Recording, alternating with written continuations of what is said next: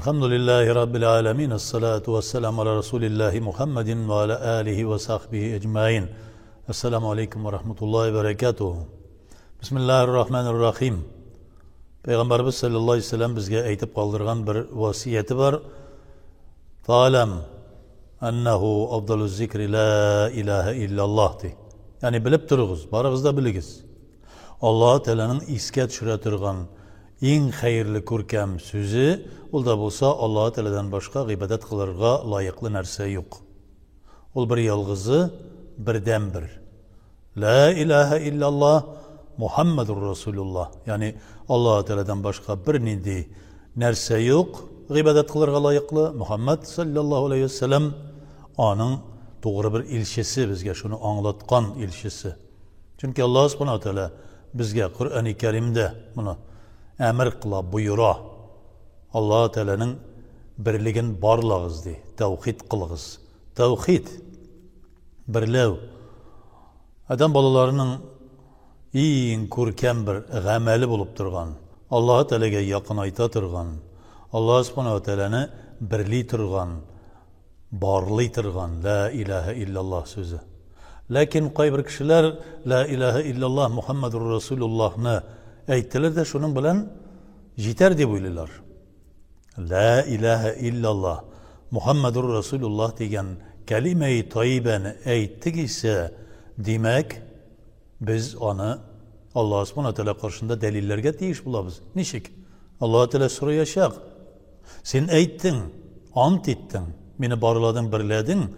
Muhammed Habibin Resulullah sallallahu aleyhi ve sellem'ni ilşittirip kurdun. Şuşunu nişik ispatladın? Gamelge koyurga kirek idi. Tevhidini nişik ispatladın?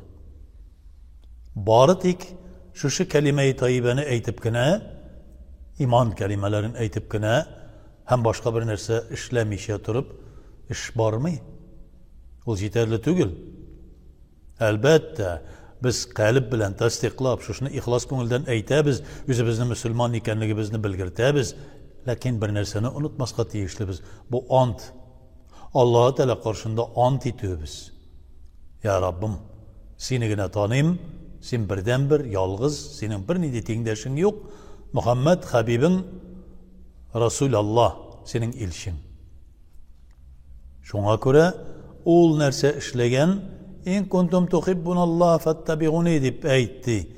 Eğer de Allah Teala'nın bütün dileğiniz sizden Allah Teala'nın süyüklüleri buluğunuz iken, Allah Teala sizden gamel ibadetlerinizi kabul etsin deyip uyluysuz iken, mena iyerigizdi. Muhammed Resulullah diyeş, demek biz Peygamberimiz sallallahu aleyhi ve sellem'in sünnetine iyerge tiyişmiz. Ne için? Çünkü Allah Teala ayta, men yuti'ir Resul fekad ata'allah. Allah Teala'ga itaat etken bulup sanılmazsa şul vakitgacha kadar hatta Muhammed sallallahu aleyhi ve sellem'nin sünneti seniyesine yermiş yatırıp.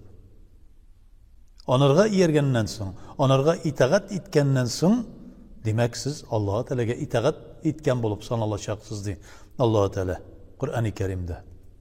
Elbette biz namaz bilen, urazalar bilen, zekatlar bilen Allah Teala'ga isbatlap, delillep kursatirge tiyişmiz. Şu la ilahe illallah Muhammed Resulullah sözlerini. Bari tek şunu gana aytip, ömrüngni kalganları kerekmez deyip ötkerü, ömrüngde başka nerse kılmav, izgi gameller kılmav, yetmez. Fa'lam, bilip durdu Peygamberimiz sallallahu aleyhi ve sellem ayta, biligiz. Ol en hayırlı Allah Teala'nı isket şuru. Şol sözler la ilahe illallah, lakin ayttin ise sen özüngni şuşu sıfatla getirirge tiyişsin. La ilahe illallah Muhammedur Resulullah deyip ayttin ise sen şuşu kursatilgen şikler işindeki taleplerge bütün turmuşunu tüzüklendirge şuna tapşırga tiyişsin. Bu sana talepler koya. La ilahe illallah Muhammedur Resulullah degen kelime-i tayyibe sana talepler koya. Sen şul taleplerini öterge tiyiş bularsın. Mümin Müslüman bulgan kişi elbette bütünsün öti. Nindi revişte, nindi edebi ahlakı idi Peygamberimiz sallallahu aleyhi ve sellem'nin. Baratik sakal üstürüp kine, baratik Nedir şalma şapan giyip kine Peygamberimiz sallallahu aleyhi ve sellem'e yakın ayıp bulmaz. Onun için bütün ahlakı inneke legale fi hulukin gazim. En hürmetli ahlaklılarının da en hürmetli ahlaklısısın ya benim Habibim deyip Allah-u Teala müracaat etken edepni buldurmuş yatırıp, ahlakka koşmuş yatırıp, başkalarının işlep bulmuyor. Namazı da ahlakını talep ete, urazası da edep ahlakını talep ete, edepsiz kiliş, ahlaksız kiliş, namaz okuyun, uraza tutun, zekat verin. Edepsiz revişte bulsa, kabul ediletirgen nerse tügün. Çünkü İslam'ın fundamenti, negizi edep. Heminde imanının da negizi, birinçil bulganı, La ilahe illallah Muhammedur Resulullah.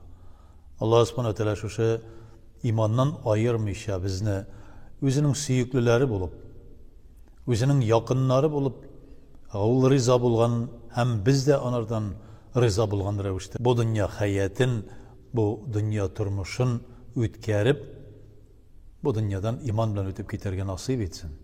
Her barşabızga da Allahümme, Ya Rabbim hayırlısın. Bu dünyada da bir, gelesi dünyada da bir ut gazabından kutkar deyip, Allahümme Rabbena etina fid dünya hasenetehu ve fil ahireti hasenetehu ve qina azabennar. Allah'a ekber.